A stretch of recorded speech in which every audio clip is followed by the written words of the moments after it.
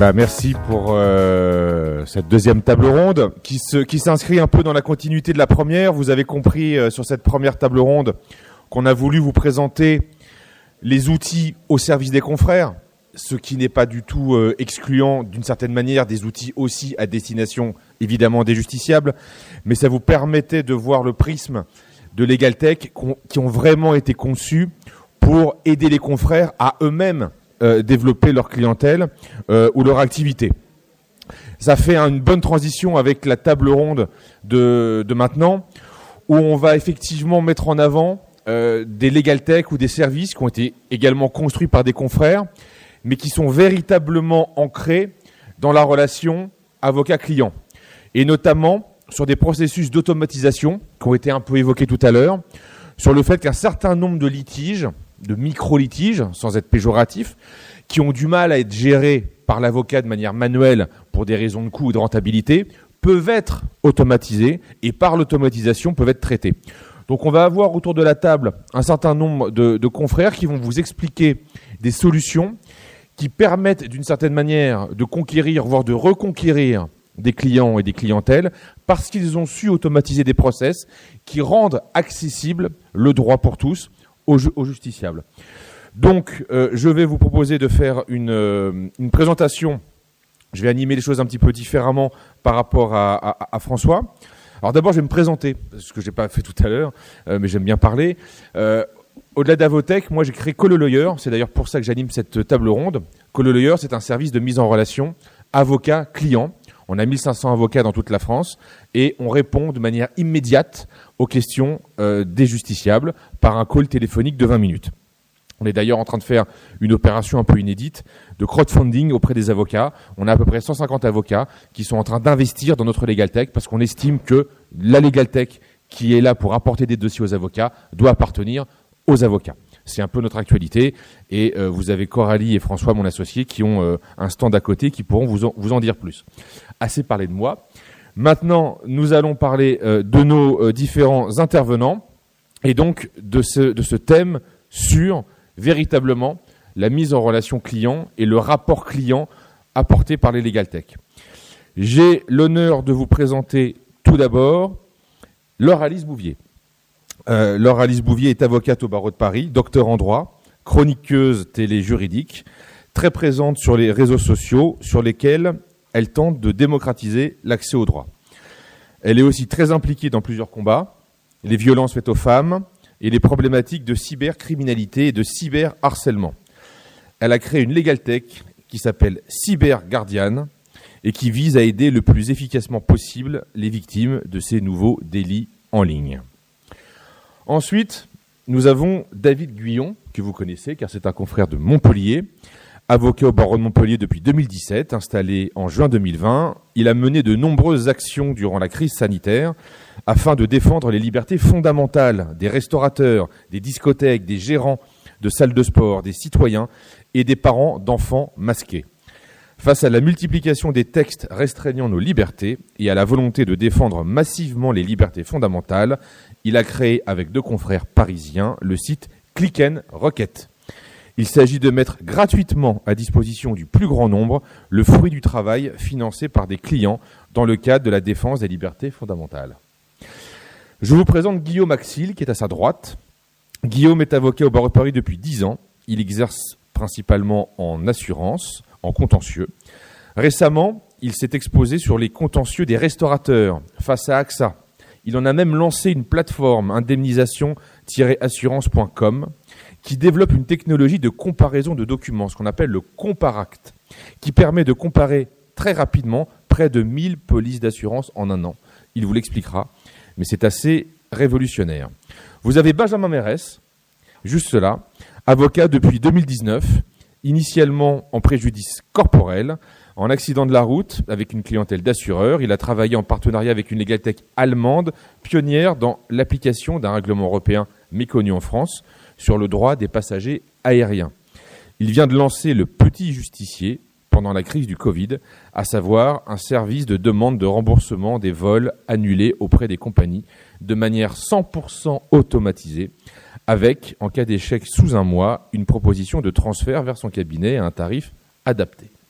Enfin, nous avons Mehdi, avocat au barreau de Paris, excuse-moi, qui a alors une double casquette, qui a créé Canon Avocat, un cabinet spécialisé en droit du travail, et également une Legal Tech qui s'appelle Legal Place, que je te laisserai présenter tout à l'heure. La première question que je veux vous poser, assez simple, c'est comment vous est venue votre idée, comment le constat que vous avez pu faire dans votre clientèle ou du marché que vous avez finalement occupé vous a poussé à créer votre Legal Tech. Honneur et élégance. Je te laisse la parole. Je te remercie, Mathieu. Bon, alors déjà, avant de répondre à ta question, je voudrais remercier le barreau de Montpellier pour ce très bel événement, l'incubateur du barreau de Montpellier, et puis également Avotech, que j'intègre d'ailleurs demain. J'ai cet honneur et merci beaucoup également Mathieu de me convier à cet événement et de me faire cet honneur, et merci Monsieur le bâtonnier. Alors moi, de mon côté, j'aimerais dire que tu as parlé tout à l'heure, Mathieu, de l'idée, et j'aimais bien cette idée de reconquérir un public perdu. Là, il s'agit plutôt de conquérir un public nouveau dans le cas qui m'occupe. Alors moi, cette Legal Tech qui s'appelle Cyber Guardian, je l'ai créée directement en rapport avec mon expérience. Le 22 mars 2019, ma vie a changé. À partir de cette date, j'ai subi une intimidation d'avocat particulièrement violente sur les réseaux sociaux, sur Internet de manière générale, dans le cadre d'un dossier dans lequel je défends aujourd'hui 8 parties civiles. Alors la particularité, c'est que j'ai dû aussi déposer plainte et que dans ce dossier, je suis à la fois avocate et partie civile, donc je suis la 9e victime. Et c'est très particulier et ça m'a permis de prendre en considération le fait que nous sommes aujourd'hui dans un nouveau monde. On a des nouvelles technologies de l'information et de la communication qui aujourd'hui facilitent le passage à des nouveaux délits. Et on s'aperçoit qu'en réalité, ce phénomène de cyberharcèlement, de cyberdélit, on en parlait très peu jusqu'à présent. On commence à en parler maintenant avec des affaires médiatiques. On a obtenu une condamnation historique en septembre dernier dans l'affaire dont je vous parlais. Bon, il y a eu un appel qui a eu lieu la semaine dernière, donc on verra ce qu'il en est. Le délibéré est au 28 septembre, mais malgré tout, on a obtenu une condamnation historique. Et les médias commencent davantage à en parler, mais pour autant, c'est une problématique qui n'était pas encore récemment prise avec le sérieux qu'elle le devrait. Et c'est vrai que j'ai pu m'apercevoir qu'un individu, je parle beaucoup, mais qu'un individu peut, je laisserai la parole après aux autres, mais un individu peut parfaitement détruire l'autre sans porter de coups. Et c'est important, je pense, d'en parler parce que nous sommes tous concernés, peu importe notre âge, peu importe notre catégorie socio-professionnelle, ça peut arriver à tout le monde, y compris à des avocats. Donc j'ai connaissance du sujet, non seulement en tant qu'avocate, mais également en tant que victime. Et c'est fondamental et c'est ce qui m'a poussée à créer cette plateforme parce que tant qu'on n'a pas subi ce cyberharcèlement, je peux vous dire qu'on n'a pas du tout conscience de la violence que ça génère. Parce que d'un coup, le matin, on se lève, on a des centaines, des milliers de notifications sur sa boîte mail. Ma boîte mail professionnelle était totalement bloquée. Mon numéro de téléphone aussi. Enfin, c'était un enfer. On n'ose pas en parler, même assez proche, parce qu'on se dit qu'on ne va pas être pris avec sérieux.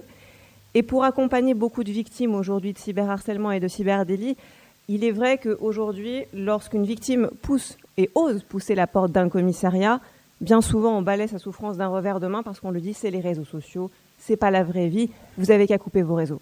Mais c'est manifester une méconnaissance grave de cette situation, mais qui est encore grave, mais qui est bien commune, de penser que les réseaux sociaux ne sont pas la vraie vie, c'est la vraie vie. On travaille avec, c'est l'émanation de notre monde physique. Et au final, même si vous coupez vos réseaux, tout le monde vient vous en parler, on vient vous donner un avis parfois un peu hâtif, parce que si vous aviez fait ce qu'il fallait, c'est sûr, ça ne vous serait pas arrivé. Et puis parfois on s'isole jusqu'à commettre l'irréparable. On a eu des cas dramatiques. On se rappelle le cas de Samuel Paty, ce qui lui est arrivé après une vidéo qui a été postée sur lui sur Facebook. Amanda Todd avait 16 ans lorsqu'elle s'est suicidée. Marion Fraisse, en 2013, avait 13 ans. Donc il y a cette problématique qui est importante. Et c'est ce pourquoi j'ai créé cette plateforme, justement, pour accompagner les victimes. Bonjour Montpellier, monsieur le bâtonnier, merci de nous recevoir. Ça fait plaisir d'être dans le Sud. Monsieur le Président, mon cher confrère Ami Mathieu, merci. Et puis merci à l'incubateur du barreau de Montpellier et aux confrères présents de nous recevoir. Alors moi, j'ai embrassé la profession d'avocat pour 2 raisons. La première, c'est que j'avais trouvé que c'était le meilleur moyen de raconter ce que je voulais sans trop de risques. Et le deuxième, c'est que j'étais attaché à l'idée d'une défense. C'est un peu ce que j'aimais dans cette profession, c'est-à-dire défendre les gens, prodiguer conseil, faire faire un diagnostic juridique, être efficace et réparer les situations. Et j'ai très vite détesté ce que j'appelle la paperasserie, l'administratif, tout ce que je trouve un peu subalterne dans la profession d'avocat, c'est-à-dire passer son temps à gérer des choses inintéressantes, assez loin du droit, au service des juridictions avec le RPVA, au service des organismes sociaux avec les déclarations, faire du papier, de la photocopie, de l'agenda. Ça m'a très vite fatigué, ce qui explique que j'ai pas fait plus de 6 mois de collaboration dans mon premier cabinet, je me suis installé à mon compte. Et par les hasards de la vie, j'ai rencontré en soirée, comme quoi il faut suivre sa nature, le président d'une Legal Tech allemande. Alors je vous laisse imaginer dans quel type d'établissement on était, qui était très sympa d'ailleurs, hein, avocat et chef d'entreprise. À l'époque, il pouvait faire ça en Allemagne, on n'avait pas encore la possibilité en France. Qui me dit, tu m'as l'air sympa toi, est-ce que tu es capable de gérer 10 000 dossiers par an? Alors bon, j'avais un coup dans le nez, donc je lui dis oui, bien sûr. Et je ne savais pas trop de quoi on parlait. Il s'agissait du règlement 261-2004, qui est un règlement européen de 2004, qui en 2012 n'avait toujours pas trouvé d'application en France, parce que je ne sais pas pourquoi on est allergique aux juridictions européennes, ou en tout cas le droit européen a du mal à pénétrer le marché français, ce qui n'était pas le cas en Allemagne, et sa petite Legal Tech était prospère au point qu'il avait décidé de se développer dans les territoires européens. Donc il cherchait un avocat, un peu fadabraque pour faire ça. Donc je m'entends lui dire oui. Et puis, je reçois 10, puis 50, puis 100. Donc, je prends mon tableau Excel, hein, comme un bon avocat. Je fais civilité, nom, prénom, adresse, compagnie adverse, date de mise en demeure. Bon. Et puis, il y en a 1000, et puis il y en a 1500, puis il y en a 2000. Et puis là, je me dis, c'est complètement bordélique, ça ne marchera pas, avec un Publispostage Word. Alors, je pars voir les éditeurs de logiciels d'avocats. Et là, problème, vous pouvez créer un dossier, vous pouvez faire une facture, vous pouvez avoir votre agenda, mais bon, en dehors de ça, vous ne pouvez pas faire grand-chose. Je vais aux États-Unis, me dire peut-être qu'ils sont en avance. Je ne trouve pas grand-chose. Et donc, j'ai été obligé, moi c'est comme ça que l'idée un peu m'est venue, de développer mon propre outil me permettant, de la manière la plus confortable possible, parce que je suis un peu fainéant et puis sûrement un peu mégalo, j'aime bien faire que du droit, donc en fait, de générer l'import d'un dossier, la création d'un dossier, la génération automatique d'une fiche client d'un dossier, la génération d'une lettre de mise en demeure, un parcours, qu'est-ce qu'elle fait, ça répond pas, il manque des pièces, et en fait, d'automatiser le plus possible, en fait, tout ce qui prend du temps. Moi, personnellement, me paraît un peu emmerdant, mais c'est surtout quand vous en avez 10 000, j'en ai géré 19 000 en 3 ans, c'est-à-dire au bout d'un moment, il faut quand même trouver des moyens d'arrêter de faire les tâches administratives, parce que non seulement c'est un nid à problème et à responsabilité, mais en plus, c'est assez contrariant. Et donc, du coup, mon cabinet a grossi comme ça, au contact de cette Legal Tech, et ensuite est devenu partenaire d'un certain nombre de Legal Tech. Alors, j'ai la chance, moi, d'avoir approché de près ceux qu'on a qualifiés pendant longtemps les braconniers du droit, les demandés justice, les litiges, les Legal Start, pour qu'on perde lamentablement avec l'Ordre des avocats de Paris et le CNB contre eux, ce qui fait que maintenant, c'est nos copains et on s'en inspire. Donc, j'ai eu la chance, moi, de travailler proche avec eux, et chance du décret Macron. À un moment, mon développeur, puisqu'on parlait de développeurs tout à l'heure, c'est vrai que les développeurs sont clés dans ce genre de projet, me dit « Mais t'en as pas marre de filer ta matière grise à une société commerciale qui t'utilise en boucle terminale alors que tu y files tout ton savoir-faire ?» Alors, je dis « Ouais, c'est vrai, c'est pas con ça. » Et arrive le Covid. Alors, il y a des gens qui n'ont pas de chance dans la vie. Moi, j'ai misé sur l'aérien avant le Covid, hein, donc j'ai pris un missile solaire dans ma fusée. Je partais bien, j'étais au plus... Boum, non, tu redescends en parachute. Donc, il fallait bien repenser un peu le système, parce que bon, les licenciements, c'est sympa, mais ça fait un peu mal au moral. Donc, on se dit, bon, qu'est-ce qu'on va faire ? Et donc, je me suis dit, en fait, c'est très bien. Quelle est la force des Legal Tech ? C'est que ces sociétés commerciales qui n'ont peur de rien et surtout pas de faire du droit à moitié, ont quand même une intelligence économique et d'école de commerce qui font qu'elles savent faire un site internet, elles savent lever des fonds, elles savent trouver des partenaires et elles savent faire de l'acquisition.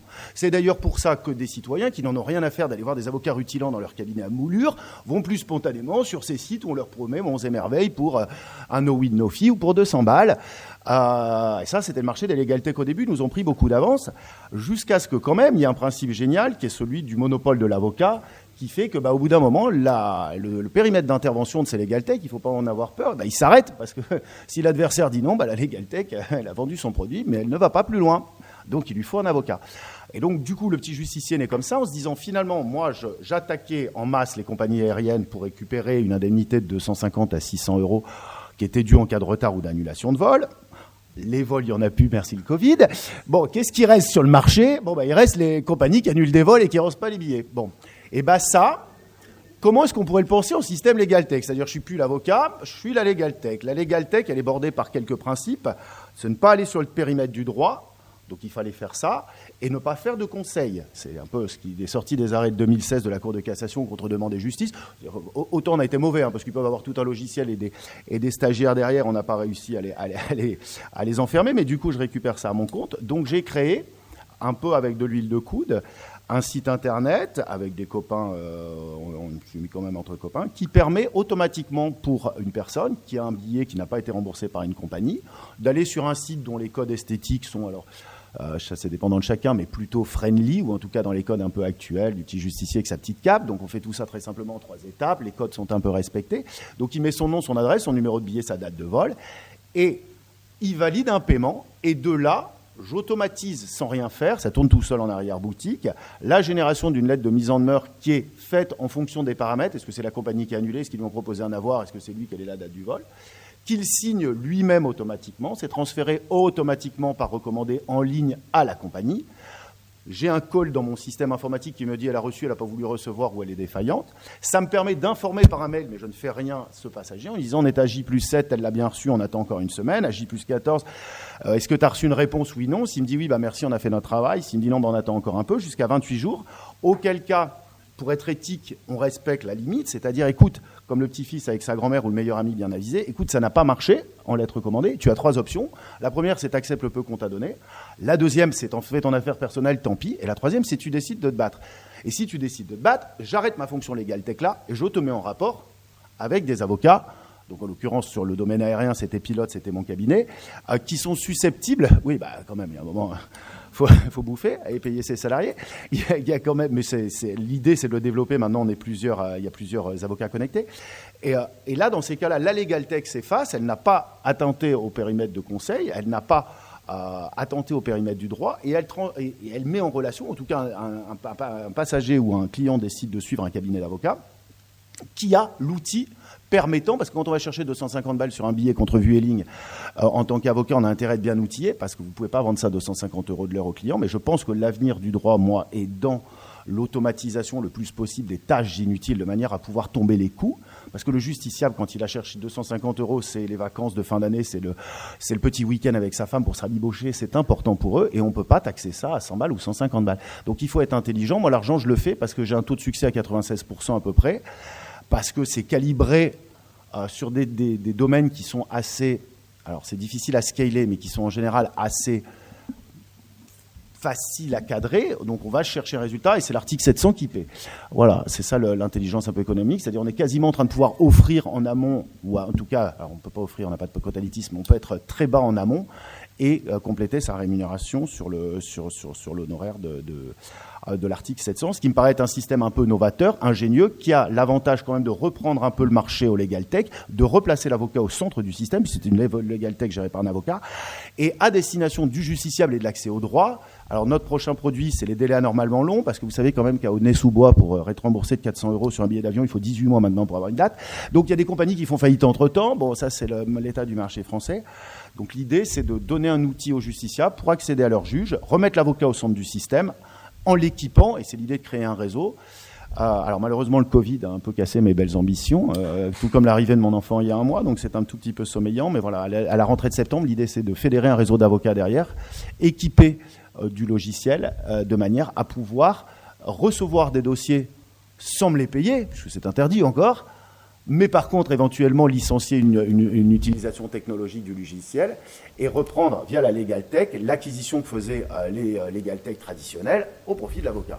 Dans l'idée, ça remplit l'objectif du justiciable, de la justice pour la secouer un peu, ils s'adapteront derrière quand même, il y en a marre, et de remettre l'avocat au centre du système. Voilà. Merci beaucoup Benjamin. On remarquera que les garçons sont plus bavards que les filles, mais vous remarquerez que sur ces 2 tables, c'est la preuve qu'il y a une vraie équité et égalité entre les femmes et les hommes, légal techeurs et légal techeuses. C'est un point très important chez Avotech, je fais une incise, mais on est 50% à quasi-égalité entre des avocates et des avocats créateurs de Legal Tech, donc des entrepreneurs et des patrons de Legal Tech. C'est important de le dire, je trouve, et de le souligner. C'était une petite aparté. Puisqu'on est sur l'automatisation, tu ne m'en voudras pas, David, mais je propose qu'on saute directement sur Guillaume. Parce que Guillaume, à peu près dans la même logique que Benjamin, tu as réussi, toi aussi, à gérer ce qu'on peut appeler un contentieux de masse.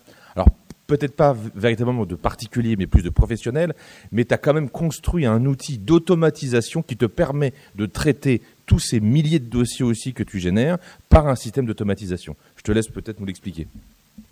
Mathieu, alors nous, on a créé une plateforme en ligne pour faire un truc qui est assez simple, qu'on faisait avant le Covid. C'était des consultations gratuites en mairie. On faisait ça au Palais à Paris, on allait voir des gens qui venaient nous voir avec une problématique, et avec cette problématique-là, ils nous disaient, voilà, j'ai un problème, comment vous pouvez m'aider ? On a mis en place en fait une plateforme qui s'appelle indemnisationassurance.com, et sur cette plateforme, on a une promesse pour les gens, c'est de leur faire un audit gratuit de leur police d'assurance. Alors on a eu beaucoup de restaurateurs pendant le confinement, et la promesse c'est téléchargez-nous votre contrat, remplissez un questionnaire en ligne de 3, 4, 5 questions maximum, et nous, en 24 heures, on vous dit c'est blanc ou c'est noir. Vous pouvez prétendre à quelque chose, oui ou non. On a été submergé par les demandes des hôteliers, des cafetiers, des restaurateurs pendant le Covid. On s'est retrouvé avec des milliers de polices à auditer, avec cette promesse de respecter le délai de 24-48 heures, compliqué à tenir. Alors on a développé un outil en interne qu'on appelle Comparac, qui nous permet de comparer en fait les conditions générales des assureurs. Vous savez, un contrat d'assurance, il est composé de 2 parties, des conditions particulières 4, 5, 10 pages, et des conditions générales 40, 60, 100 pages, imbitables, en police suite, que personne ne lit, que nous on lit, c'est ce qu'on vend. Et en fait, on s'est dit, mais pourquoi on ne comparerait pas les documents PDF ou Word, mais c'était souvent en PDF, de ces conditions générales-là. Donc on a été capable, en l'espace de quelques semaines, de comparer très très vite beaucoup de polices. Et à fin avril 2020, on s'est rendu compte, chez AXA par exemple, pour le nommer, dans un cas sur 3, on sait qu'on peut prétendre à quelque chose et que la perte moyenne qu'on peut aller chercher en justice, elle va de 60 000 à 500 000 euros. Chez Allianz, rigueur allemande, il y a des failles aussi, il y en a beaucoup moins, mais très très vite, on a vu que les contrats Allianz étaient beaucoup mieux rédigés, grâce à cet outil-là.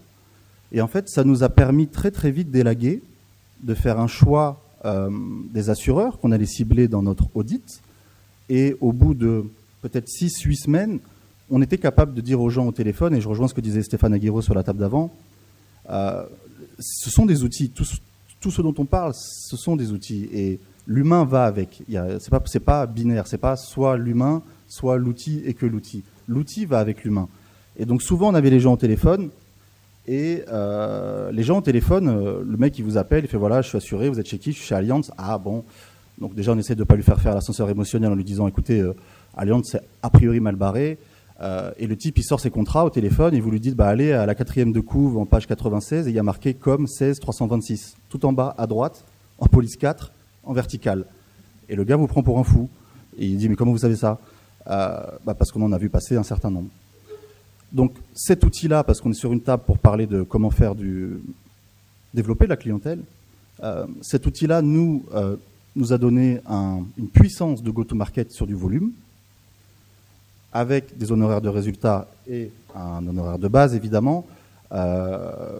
Tu posais la question, Mathieu, c'est pourquoi on a fait ça? Nous, on a fait cette start-up-là parce que c'est comme un labo, c'est comme de la R&D. Dans les boîtes, il y a des recherches et développement, il y a des budgets qui sont mis. Des fois, ça aboutit à des choses intéressantes, des fois pas. Là, on a eu un momentum parce qu'il y avait la crise, et c'était un business de crise. Et on a eu une grosse communication grâce aux restaurateurs qui sont très, très présents dans les médias. Donc, on a eu un accès très, très privilégié aux médias. On a fait 3 JT de 20h, le TF1, France 2. Le 10 juin dernier, j'ai France 2 qui voulait nous interviewer aux 20h et TF1 qui voulait m'interviewer aux 20h. Parce que les restaurateurs sont très présents. J'ai envoyé une cliente sur France 2, je suis allé sur TF1 et je me disais que c'était pas mal d'aller sur une chaîne privée pour attaquer les assureurs. Et les chiffres, parce qu'il faut en parler, moi ça a généré sur une année de crise, je fais principalement du contentieux, je fais 700 000 euros de chiffre d'affaires traditionnellement ces dernières années. J'ai fait plus 30% de chiffre d'affaires, donc je clôture l'année à un peu moins d'1 million, et je fais 60% sur le résultat, le bénéfice. Parce que j'ai eu une structure de coût qui était quasi fixe en fait. Donc j'ai pris du volume, j'ai eu à la fin, peut-être aujourd'hui, j'ai pas encore sondé le nombre de dossiers exacts qu'on a, mais on en a 400 à la louche, à mon avis plus, et je n'ai recruté que 2 collaborateurs, juste pour aller plaider. Parce qu'on ne peut pas être à Sarreguemines, à Ajaccio ou à Brest ou à Montpellier. suis pas venu à Montpellier encore. J'ai vu qu'il y a un arrêt de la Cour d'appel de Montpellier qui a donné raison à un assureur, la nuit des TAF. Je suis un peu fâché avec la Cour d'appel de Montpellier, du coup, parce que je suis pas d'accord avec l'arrêt. Mais voilà, donc des outils qui sont à mettre en place à côté de nos cabinets, c'est pas du fantasme. C'est des choses qui sont apporteuses d'affaires. Là, c'est des chiffres très concrets dont je vous parle. Je peux mettre ma 2035 à la disposition de qui veut. Nous, les avocats, on aime bien frimer. Ce que je vous dis, c'est pas du bullshit. Donc, c'est générateur de clientèle. C'est pas très compliqué. Il n'y a pas de science-fiction. Pour vous donner un ordre d'automatisation qu'on a mis en place, parce que tu m'interroges là-dessus, aujourd'hui, moi, j'ai une assignation pour AXA sur un certain type de contrat qui fait 35 pages. J'ai peut-être 40 pièces. Et j'ai un questionnaire en ligne, comme quand vous prenez un billet voyage SNCF, que j'ai fait avec Airtable, on en parlait hier avec Louis, enfin, que j'ai fait, non, qu'un développeur précieux, très précieux, au Luxembourg, je suis allé chercher celui-là, m'a fait avec Airtable un jour de Noël entre le 24 et le 25, hyper efficace ce mec, Tom. Je peux, en remplissant un champ de 22 questions, qui me prend 6 minutes, j'appuie sur un bouton, ça me génère automatiquement mon assignation. Il y a juste à la relire. Et il faut quand même tamponner les pièces. Enfin, avec Cessib, il y a Cessib Stamp, il y a plein d'outils maintenant qui sont assez utiles. Mais c'est-à-dire que moi, le temps de rédaction d'une assignation, c'est 6 minutes. J'ai besoin du CABIS, j'ai besoin des conditions particulières du contrat d'assurance et j'ai besoin de l'attestation de l'expert comptable sur la perte de marge brute. Si j'ai ces 3 éléments-là, je remplis mon truc en 6 minutes. Un stagiaire peut le faire. N'ayons pas peur de ça, parce que l'audit a été fait par un avocat. La rédaction, on s'organise comme on veut dans nos cabinets.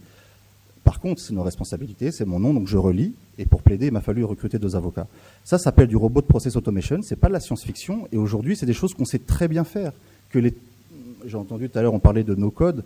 Aujourd'hui, cet outil d'automatisation me permet de dire aux clients, nous, les avocats, les gens ont du mal à nous joindre, on met 15 jours à répondre, on est très cher, il y a une part de non-achat. Il en parlait, Stéphane Aguirre, tout à l'heure, en disant qu'il y avait 50% des gens qui n'allaient pas voir les avocats avec un nombre de 2 millions de saisines de tribunaux en France. Donc il faut lutter contre ce refus d'achat.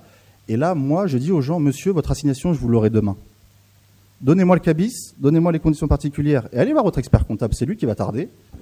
Mais quand j'aurai l'attestation de l'expert comptable, le lendemain, je m'engage à ce que vous ayez l'assignation, le projet dans votre boîte mail pour relecture. Et ça fait l'effet waouh. C'est un truc qu'on appelle en marketing l'effet waouh. Et le gars se dit, punaise, il y a 35 pages, c'est hyper précis. C'est millimétré et vous parlez de moi. Ah oui, monsieur, on a mis votre numéro de police, on a mis votre nom de société, c'est pas très compliqué.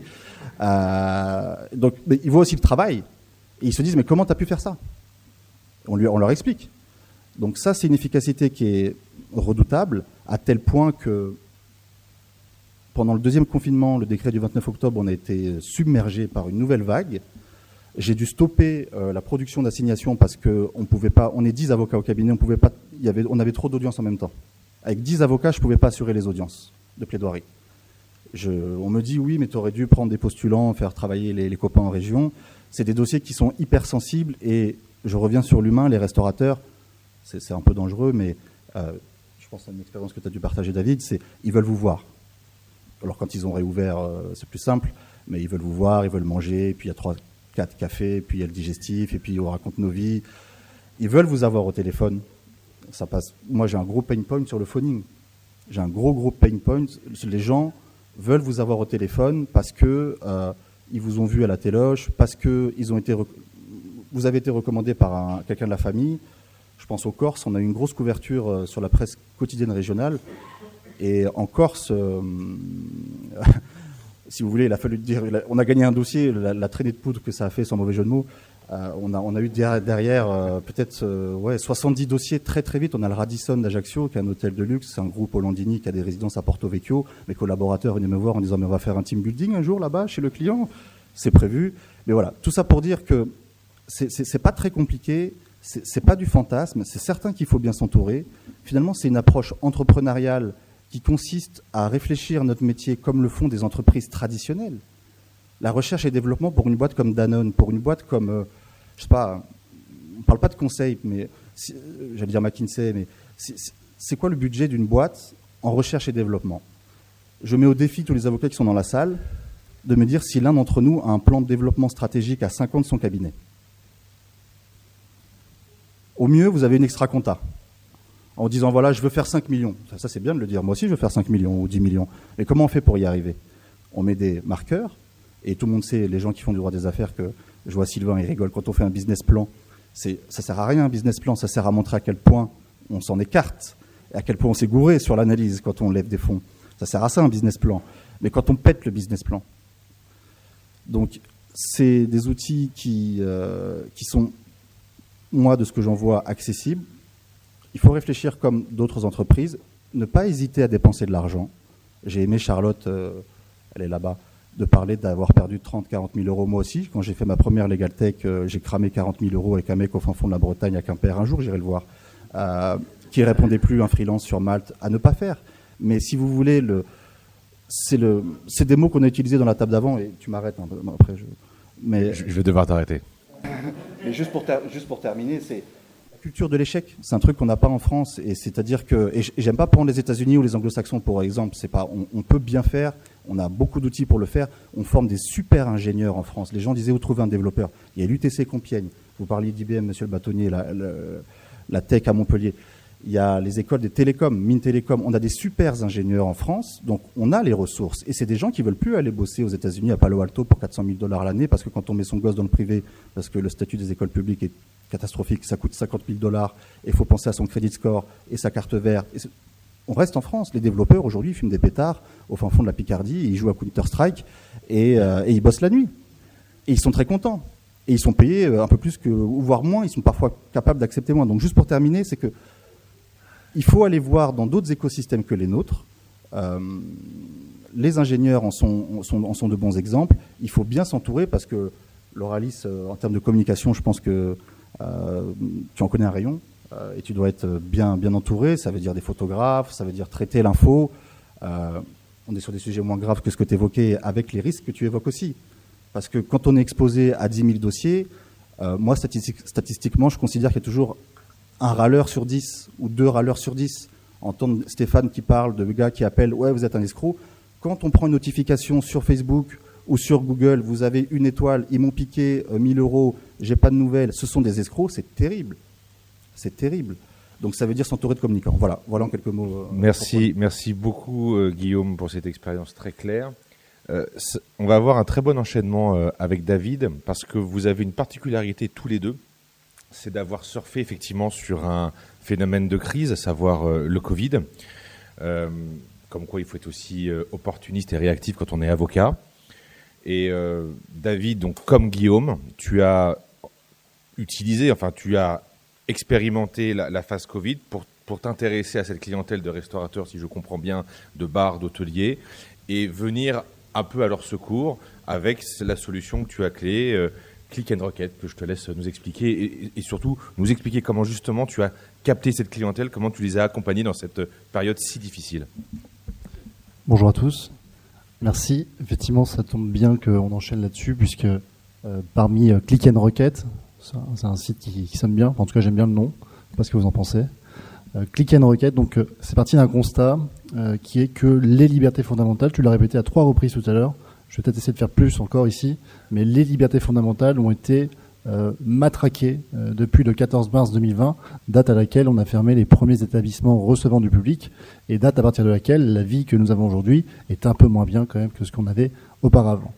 Donc, dans ce constat dans lequel les libertés fondamentales ont été manifestement méconnues, il y a eu la question des restaurateurs au tout début qui s'est posée, puisqu'ils ont été de très bons communicants, comme l'a dit Guillaume, effectivement, et assez rapidement on s'est aperçu qu'ils étaient un petit peu les sacrifiés de la crise sanitaire, puisque un fonds de solidarité à 1 500 €, bien entendu, ça ne couvre pas les frais de fonctionnement que certaines structures peuvent engendrer. Partant de ce constat, donc la question a été de se dire qui est toujours solvable et qui pourrait payer si effectivement demain nous avions des indemnisations à pouvoir chercher pour les restaurateurs. Je ne me suis pas tourné vers les assurances parce que effectivement il y avait la question de pouvoir apprécier quelle était la police d'assurance dans chacun des contrats concernant les restaurateurs, et je me suis plutôt intéressé à la question de la responsabilité administrative, et notamment de la responsabilité administrative pour faute. Une faute étant bien entendu démontrable si on arrive à obtenir l'annulation des décisions qui ont été prises entre le 14 mars et le 11 mai 2020. Donc c'est partant de ce constat qu'on a engagé plusieurs recours pour excès de pouvoir devant le Conseil d'État. Le ministère d'avocats au Conseil d'État n'est pas obligatoire si vous contestez un décret, ce qui signifie qu'en réalité, même un citoyen lambda pourrait très bien pouvoir mener cette action. Bien entendu, la plus-value de l'avocat, c'est justement la compétence technique et professionnelle qu'il peut y mettre. Et donc, c'est dans ce cadre-là que je me suis inscrit. Au début, c'était donc pour des restaurateurs, puis ensuite des discothèques, des gérants de salles de sport, puisque Montpellier a été parmi les premières villes à subir les effets du deuxième confinement. J'aurais bien dit second, mais effectivement, on en a eu 3 et peut-être un 4e qui arrive à la fin de l'été. Donc, il ne faut préjuger de rien. Quoi qu'il en soit, j'ai créé donc Click & Rocket avec 2 confrères parisiens, Clarisse Sand et Frédéric Niel. Je tiens à les remercier puisqu'effectivement c'est une idée que je n'aurais pas eue tout seul. Nous avons eu cette idée commune partant du constat suivant qui était que les clients, en tout cas la population française, avaient une méconnaissance totale de ce qu'était le droit. D'ailleurs, si vous posez la question à des non-juristes, qu'est-ce qu'une liberté, qu'est-ce qu'un droit ? Est-ce que les deux sont identiques ? Et surtout la question, est-ce qu'il y a des restrictions de liberté ou non dans le cadre de la crise sanitaire ? Eh bien, vous seriez extrêmement surpris par les réponses que vous entendriez. Donc, partant de ce constat, on a essayé de faire preuve un peu de pédagogie et on a essayé de redorer un petit peu l'image de l'avocat défenseur des libertés fondamentales. Et je pense qu'aujourd'hui, effectivement, l'avocat a une place à retrouver.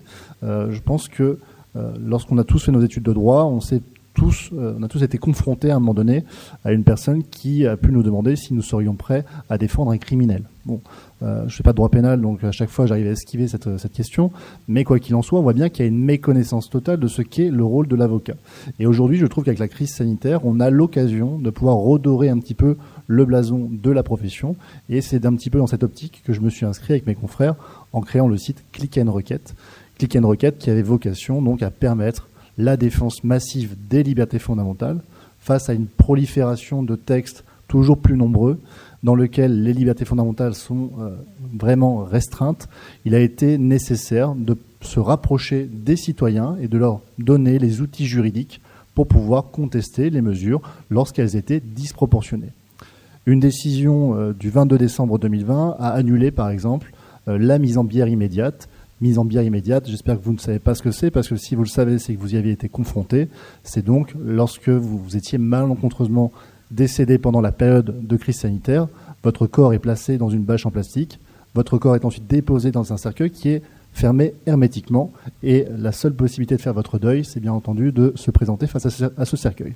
Nous avons donc contesté cette mesure qui a été annulée le 22 décembre 2020, ce qui veut dire qu'en période de crise sanitaire, des mesures disproportionnées peuvent être prises.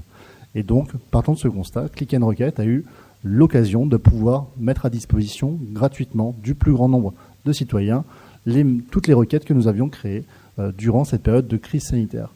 Alors, contrairement peut-être à mes autres confrères, j'espérais que Click & Rocket puisse rapidement prendre fin, puisque, bien entendu, ce site a vocation à exister seulement lorsque les libertés fondamentales sont massivement restreintes. Alors, au départ, je pensais que ça ne durait que quelques mois, le temps de du deuxième confinement. Et puis, finalement, on s'est aperçu que les mesures restrictives de liberté avaient tendance à proliférer, à prospérer et à se généraliser, ce qui, malencontreusement, je pense, fera que Click & Rocket perdurera, à mon sens, encore quelques mois. David, j'ai une question, si tu me permets. Tu gardes la parole. Est-ce que tu as toi-même un processus d'automatisation sur Click & Rocket ? Là, pour comprendre plutôt le fonctionnement du parcours client, pour justement, j'imagine, capter ces centaines de dossiers que tu as dû recevoir. Est-ce que toi aussi, comme nos camarades autour de la table, tu as pu créer une automatisation du process de la fameuse requête de Click & Rocket? Alors, je suis un peu comme Benjamin, je suis un peu feignant, c'est-à-dire qu'on est parti du process très simple qui était de se dire que face à des mesures restrictives de liberté, on est tous placés à peu près dans la même situation. Ce qui veut dire que les textes droits, les arguments juridiques sont à peu près similaires. À partir de ce moment-là, le concept a été le suivant. Nous préparons donc une requête sous un format Word. Nous balisons dans le format de la requête 2 ou 3 encarts à des places stratégiques dans la requête, dans lequel nous expliquons rapidement par un mode opératoire qui est une pièce annexe comment les gens doivent le remplir. Et en fait, en réalité, ce sont les clients qui vont donc individualiser une requête qui est stéréotypée. Ce qui veut dire que, bien entendu, l'avocat n'est pas remplacé puisque, bien entendu, les clients ont 3 possibilités. soit ils téléchargent la requête et font eux-mêmes leur affaire en envoyant par télérecours citoyen les requêtes directement, soit devant le tribunal administratif compétent s'il s'agit d'un arrêté préfectoral, soit devant le Conseil d'État s'il s'agit d'un décret. Soit ils considèrent qu'ils ont envie d'être assistés par un avocat, et dans ce cas-là, ils ont le choix de l'avocat, bien entendu, avec la possibilité de rentrer directement en contact avec les créateurs du site internet. Soit, effectivement, ils ont la possibilité de demander un conseil juridique annexe, et dans ce cas-là, donc, on passe à une relecture de la requête et on leur donne quelques conseils pour pouvoir se représenter eux-mêmes devant le Conseil d'État ou le tribunal administratif. Donc le process, il part donc simplement d'un document Word que nous avons mis à disposition des personnes qui sont elles-mêmes en train d'individualiser leur requête. Ce qui a fait qu'on est sur un véritable compromis entre le rôle de l'avocat, qui ne sera à mon sens jamais totalement contournable, et à la fois la possibilité de permettre à des personnes qui n'ont pas financièrement la possibilité de saisir un avocat, de pouvoir ne pas être exclus de la justice. Merci beaucoup David. On va terminer avec notre dernier intervenant, Mehdi, donc confrère parisien, double casquette, un cabinet innovant, Canon Avocat, et une Legal Tech assez connue maintenant sur le marché, Legal Place. Est-ce que tu peux du coup, en les présentant, réagir à cette question de l'automatisation et de la captation client, et peut-être de l'interaction ou pas entre ta Legal Tech et ton cabinet d'avocat? Ouais.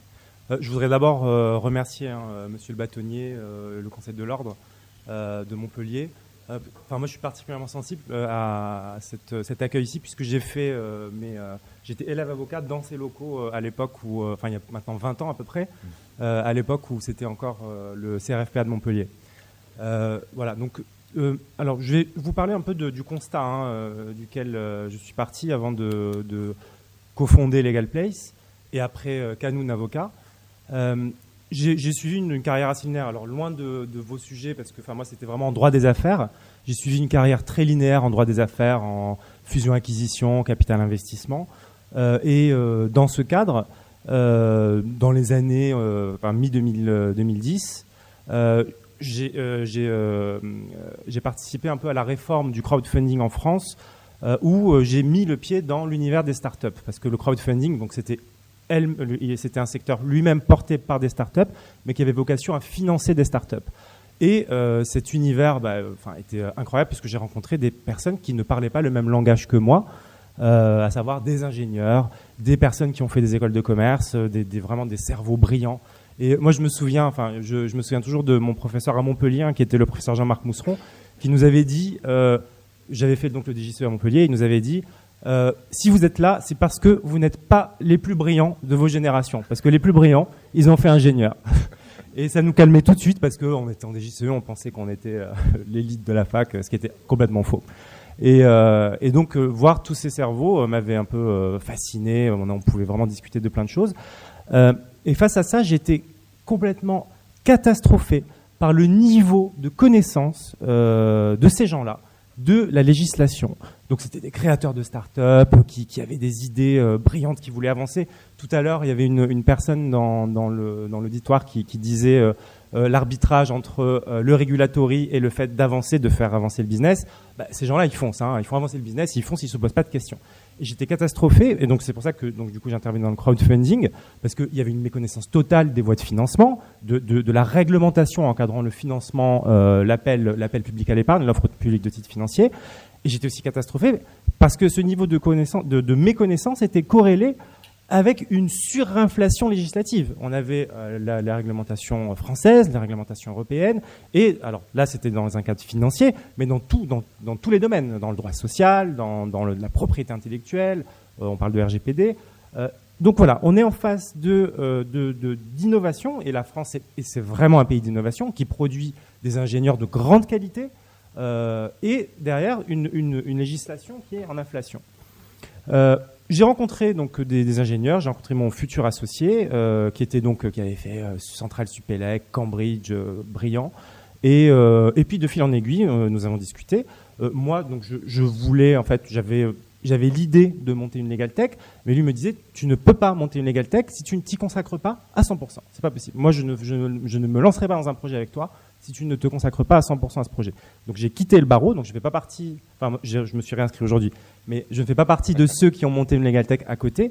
J'ai quitté le barreau pour m'investir pleinement dans ce projet. Nous avons monté Legal Place, on a été rejoint, alors c'était la première fois que je voyais des métiers aussi différents, parce qu'on a été rejoint par un CPO, Chief Product Officer, qui est polytechnicien, par un CMO, Chief Marketing Officer, qui lui est spécialiste de l'acquisition de trafic, trafic Internet, trafic sur les réseaux sociaux. On a lancé Legal Place, qui a été un succès. Legal Place, aujourd'hui, c'est un site qui digitalise la production juridique, donc pas de contentieux, on est vraiment sur de la production juridique et des workflows. Donc des workflows, c'est des opérations juridiques, des opérations. Donc il y a l'activité que vous voyez sur Internet, donc Legal Place aujourd'hui fait 3 millions de visiteurs par mois. Donc c'est un site qui produit du contenu juridique, du contenu vulgarisé, du contenu démocratisé. Et donc il fallait vraiment sortir de la manière dont le juriste ou avocat écrit et qui est très souvent incompréhensible du grand public. Aujourd'hui, le concurrent de l'avocat, ce n'est pas la Legal Tech, ce n'est pas l'expert comptable, parce que des experts comptables aussi sont des grands concurrents de l'avocat en droit des affaires en tout cas, c'est l'ignorance. Le principal concurrent de l'avocat, c'est l'ignorance, parce que il y a une législation, nul n'est censé ignorer la loi, il y a des avocats qui sont des sachants, de très bons techniciens, et en face, on a des justiciables qui ignorent la loi et qui n'arrivent pas à accéder au monde des avocats. Donc nous, notre mission, c'était de démocratiser le langage. C'est pour ça que notre site a eu autant de visites, et derrière, d'automatiser ce qui pouvait être automatisé pour dégager du temps derrière à ceux des avocats qui collaborent avec Legal Place pour qu'ils se consacrent au conseil stratégique, et après pour aider aussi les justiciables à avoir accès à des opérations, je pense aux créateurs d'entreprises, à pouvoir créer leur société pour un prix qui n'est pas élevé parce que tout est digitalisé de bout en bout. Et donc Legal Place, on a levé 1 million d'euros au début, puis après 6 millions d'euros en série A. Aujourd'hui, il y a une 50aine de collaborateurs, donc c'est une belle aventure. Mais petit à petit, j'ai ressenti une frustration. J'ai ressenti une frustration parce que c'est une Legal Tech, elle ne fait pas de conseil. Donc, dès qu'il y avait des besoins de conseil, on dirigeait à nos partenaires avocats qui prenaient. Et j'étais frustré de ne pas pouvoir faire de conseil, alors qu'il y avait une demande. On était partenaire avec beaucoup de startups. L'un de nos premiers partenariats, c'était Airbnb, donc qui n'est plus une startup avec laquelle on a développé un projet commun. Et petit à petit, je me suis dit, mais en fait, je suis avocat à la base, j'ai eu une formation d'avocat, je veux revenir à cette profession. Et c'est dans ce cadre qu'avec Marine, qui est ici, Marine Dubois, nous avons créé, donc en fin d'année dernière, le cabinet Canoun Avocat. Alors, Canoun Avocat qui fait du droit social uniquement, et qui fait quoi en fait ? Canoun Avocat qui porte finalement toutes les valeurs dont je vous ai parlé, c'est-à-dire un workflow qui est digitalisé. Ça sert à quoi un workflow digitalisé ? Ça sert à capitaliser un savoir-faire. C'est-à-dire qu'on a créé une technologie qui est celle de Legal Place, qui permet de générer toute une opération de bout en bout, et de produire la documentation requise, les agendas requis, les rappels nécessaires, d'aller se plugger sur les différents sites, parfois de l'administration, parfois des sites partenaires, et pour dérouler une opération. Parce que la règle dans le travail d'un avocat, en tout cas l'avocat tel que moi je pratiquais et je pratique mon métier, donc en droit des affaires, c'est la règle des 80-20. Il y a 80% de travail qui est répétitif, qui est du travail de rédaction, etc. Et à l'époque, le maximum de la technologie qu'on utilisait, c'était Word. Et le reste, les 20%, c'est le conseil stratégique, le conseil en négociation. Quand on va négocier sur un deal de fusion-acquisition ou dans le cadre d'une négociation avec un salarié pour une rupture conventionnelle, c'est là que l'avocat a toute sa valeur ajoutée. Et donc, persuadé que cette règle de 80-20 pouvait justement être réglée par la technologie, on a monté Canoun, qui se repose du coup sur de la technologie pour tout son workflow, pour toutes les opérations juridiques entre l'employeur et le salarié. Et du coup, ça nous permet quoi ? Ça nous permet en fait de pouvoir vivre nos valeurs, qui sont un avocat qui est toujours disponible et qui ne compte pas son temps, parce que grâce à la technologie, on fonctionne sur un abonnement avec conseil juridique illimité. On a fait le pari de proposer du conseil juridique illimité, parce qu'on fait le pari que la technologie nous aide tellement qu'on peut avoir des avocats disponibles tout le temps pour les clients. Et derrière, ça permet aussi, alors on se repose aussi beaucoup sur du legal design, fort aussi de l'expérience de Legal Place, parce que l'idée, c'est que ce qu'on produit, quand on produit une consultation, un mémo, il faut que ce soit compréhensible par des gens qui n'ont pas fait de droit, par des DAF, par des responsables RH, par des fondateurs d'entreprise, des CEO. Donc on se repose sur tout ça pour délivrer une autre forme de relation qui est celle à laquelle on croit, entre l'avocat et le client. Derrière, bien évidemment, pardon. Si tu peux conclure en quelques mots.